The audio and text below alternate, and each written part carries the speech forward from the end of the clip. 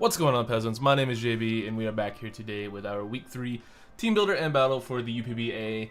This week we are taking on Donphanatic, coach of the Norwich Skittys, so be sure to go check him out in the description as well as all the other coaches. And without further ado, let's go ahead and get into his team. You can see it over here on the right is actually a very threatening team. He has the Megalopunny, the Tyranitar, Reuniclus, Superior, Excadrill, Rotom Heat, Noivern, Alomomola, Gardevoir, Shuckle, and Hunter.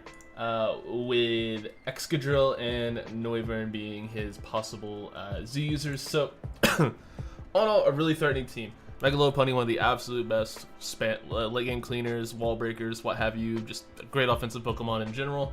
Tyranitar, Sand Setter for Drill, which makes that just a disgustingly big threat. Reuniclus could Calm Mind and just sort of win if you let it get set up. Superior, Subseed, Glare, Leaf Storm, contrary, very annoying Pokemon, can defog, can taunt, can do other sort of supporting things, but let's be real, Subseed, Glare, Leaf Storm is all that thing really needs to do well. Rotom Heat, you guys know what Rotom Heat does, it volt switches, it overheats things, and yeah, it actually has a very annoying matchup against my team. Spoiler alert.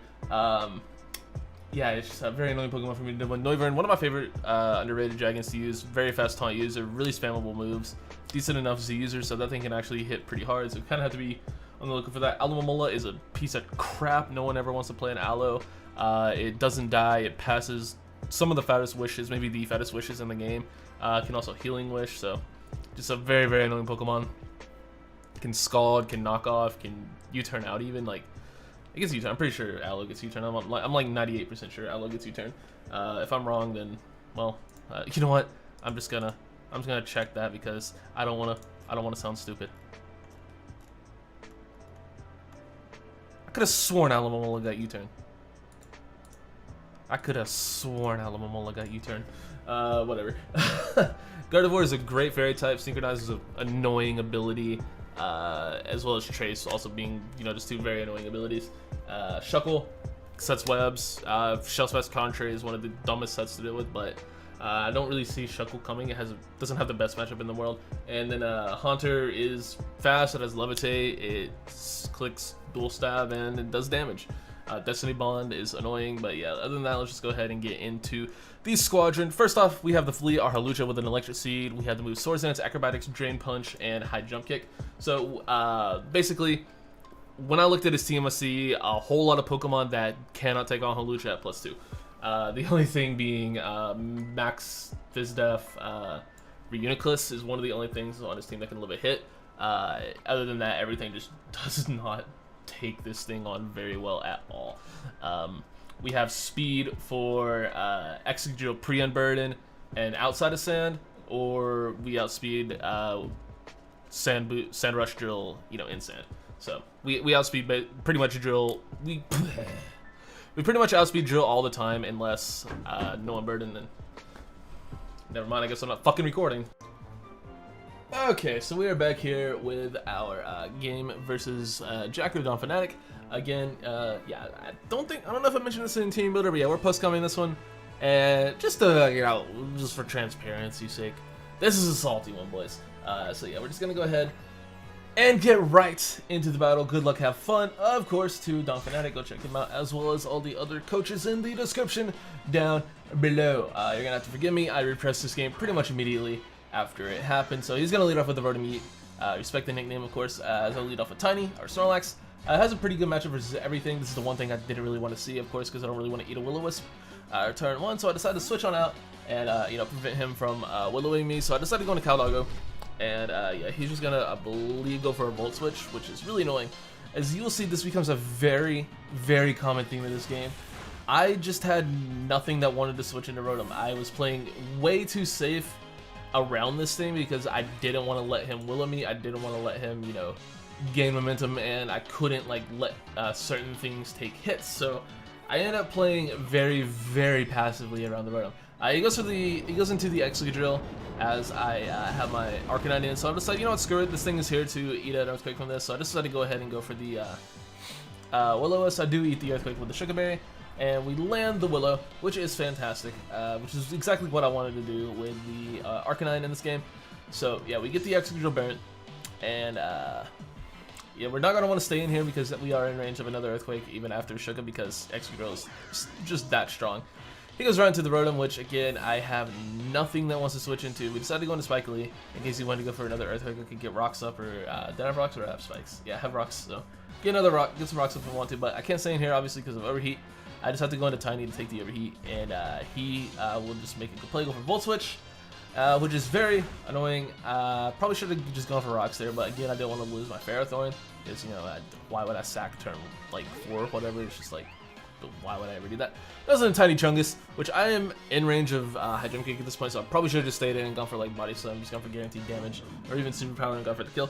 But I decided to go into Cofagrigus. This is, you know, the designated switch into Mega Lopunny, and my opponent makes a phenomenal play here, and he actually Toxics me, which is something I didn't really see coming. It's like, it really, you know, I was like, he could do that, but I figured he would just, you know, want to be more offensive. But yeah, he actually ran Toxic, and lands it, which is really annoying, because like, it just is. Like, I don't need to explain why getting Toxic is annoying. So I think I just fire off a Psychic here just to get damage off on everything because he doesn't really have anything that wants to take it outside of T-Tar. So he's gonna go into the Rotom as I go for Will-O-Wisp. Oh, God, why did I do that? So yeah, you can see this is the pattern already developing in this game where he just goes into Rotom on everything, and I have to pick something to switch into. That doesn't really want to switch into Rotom. So yeah, he just goes for another Volt Switch, and yeah, it's a yikes, boys. It's a pretty big yikes. So he brings back in the Mega Lopunny, and like I said, after taking the first Volt Switch, I was already in range of High Jump Kick, so I was like, I'm gonna have to see if he's gonna click it. If he doesn't click it, I can kill him. If he does click it, if he clicks like a return or something, I'll be fine. But he clicked High Jump Kick and I died, so he got me. Not really anything I can say about that. I decided to go into Spike Lee.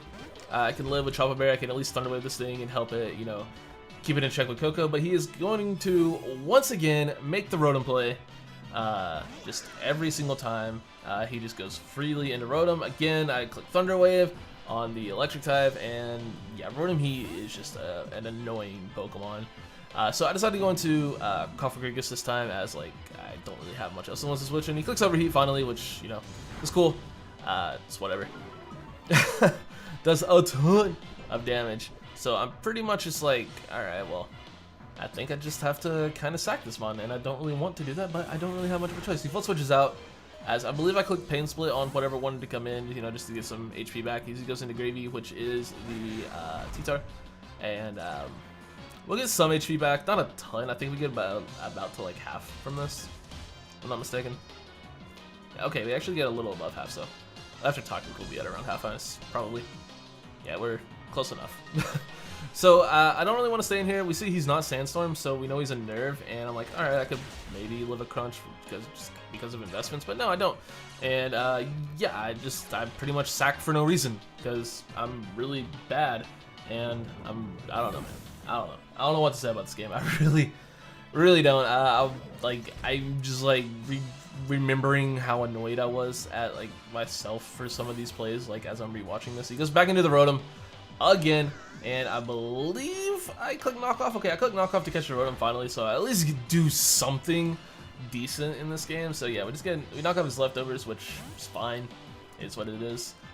I guess I was under the assumption that he was more offensive, but clearly he was leftovers, and he's actually a very defensive Rotom that I found out after the game. So he just fires off a Shadow Ball, which is very free against my team at this point. And fortunately, Caldago is able to live, but I am faster, it turns out. So I get a Morning Sun off for no reason other than I can. I get back to a decent amount of HP. I can, you know, have at least something to switch into these Volt Switches. But you can see that just does a lot of damage, even uninvested, because I'm physically defensive. So yeah. But thankfully, I am out of range of a burned EQ at this point, so I can just fire off a Flamethrower and pick off the Excadrill, which is nice. Actually, no. Is that what happens? Oh, that is what happens, because he goes for Stealth Rocks. Okay. That's fine. He gets his rocks off as I do click Flamethrower. It's pretty much sacking, because I wanted to get, I believe I wanted to just get something in for free. But yeah, we just click Flamethrower, and the Excadrill goes down. I don't believe the crit mattered, especially since he clicked Stealth Rocks. He was Scarf, so he was locked into rocks either way, so I don't think it really ended up mattering all that much. But yeah, he's going to bring in the Mega Lopunny and just click a button, and something will die. So yeah, I had to let my pupper go down there, which sucks, But it happens, you know. I bring in Coco here, and this is my opportunity to go for the Z mirror move. Just, you know, get some damage off on something, which is really all I can do at this point because, man, that Rotom set was, like, I don't know if I didn't expect Rotom to go when building or if I just thought I could handle it better, but I just prepped very, very poorly around Rotom Heat. But yeah, we're going to fire off the Z Brave Bird as he goes for a return. We eat one. And we're going to get a nice fat breakneck blitz off on this Mega Lopunny, which at +2, of course, will just blow it sideways. So, you know, Z Mirror move sort of worked. If he didn't have Rotom alive, or if, like, if Coco got, like, Stone Edge or something to hit Rotom, this could have potentially won at this point, because he would have had to have priority to deal with this. But unfortunately, he does have a Rotom Heat, and there's really nothing I can do to it as much HP as it is at, so I just have to go for damage. I go for a Thunder Punch, and which will put it in range of Drain Punch from my Hawlucha in the back. So that's good, as he just will switches out, which will pick off my Coco, unfortunately, and he can bring in whatever the hell he wants, which is good for me because I can switch initiative, technically, although I'm pretty sure I just want to go into my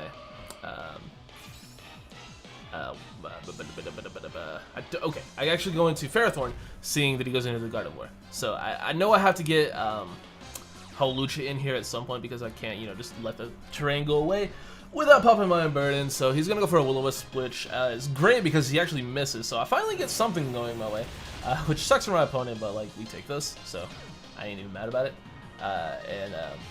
Yeah, you just get a big Gyro Ball off on Gardevoir, which is cool. And he, I believe, is just going to go for another Will-O-Wisp as I click Gyro Ball again. And he does land this one, and I believe he is actually able to live this next Gyro Ball because of that burn. So that's really unfortunate. I'm pretty sure he lives. He does in fact live. So that sucks. That's no bueno-rini. And I believe terrain goes away after, not this turn, but the next turn. So I think I have to go into Hawlucha here, or the next turn. I'm pretty sure I get Hawlucha in Unburden, because I know I checked to like make sure I didn't choke that. So he's just gonna Gyro Ball, pick that thing off, and unfortunately, you guys will notice he clicked Wish there, which wouldn't really be a problem if, you know, Wish wasn't, you know, a stupid move, and yeah, the electricity goes away, so we won't have him burn in this game, which sucks. And he can get Rotom Heat in here for free. And even though the Mon that clicked Wish died, the turn it clicked Wish, it still is an active Wish. I don't think that should be a mechanic. I think if the Pokemon that clicks Wish dies, the turn it clicks it, it should, you know, just go away like it, you know, it does when, you know, the Wish comes down. If something dies that turn, the Wish just goes away. I think it should work that way. If you kill the Mon that clicks Wish, the turn it clicks it. But hey, yeah, what's whatever. But yeah, he just clicked Shadow Ball, which will finish off my Ferrothorn with the burn damage. And we just get a little bit of knockoff chip off. There's not really a whole hell of a lot I can do. He does still have the Reuniclus in the back. I would have to crit a +2 Acro to kill that thing, but I can't really click Acro against the Rotom. So yeah, there's basically nothing I can really do to win this game. I have to go for a High Jump Kick, which will finish off the Rotom. And he has the Reuniclus, and I don't know what else in the back. I don't remember off the top of my head. But we will click Swords Dance here in an attempt to live a hit. If he goes for something stupid and I live, then cool.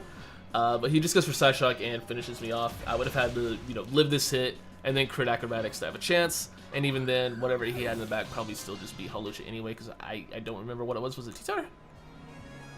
Was it T-Tar? I think it was T-Tar. So if we, you know, live that hit and crit the Acrobatics, maybe we could have, yeah, we should have been able to beat T-Tar unless he was Scarf. I don't know what his item was on T-Tar. But yeah, that's going to do it for that. We do unfortunately take a 2-0L, which at the rate this game was going, I'm glad I was able to get it down as much as I did. So I guess we'll take a 2-0L. It's, you know, honestly, like I said, with the way that game was going, I'm glad we made it out as, you know, relatively unscathed as we did differential-wise. So that's going to do it for me, guys. Thank you for watching, and I will see you all with a much better performance, hopefully, in Week 4. So, yeah, that'll do it for me, guys. Thanks for watching. Bye!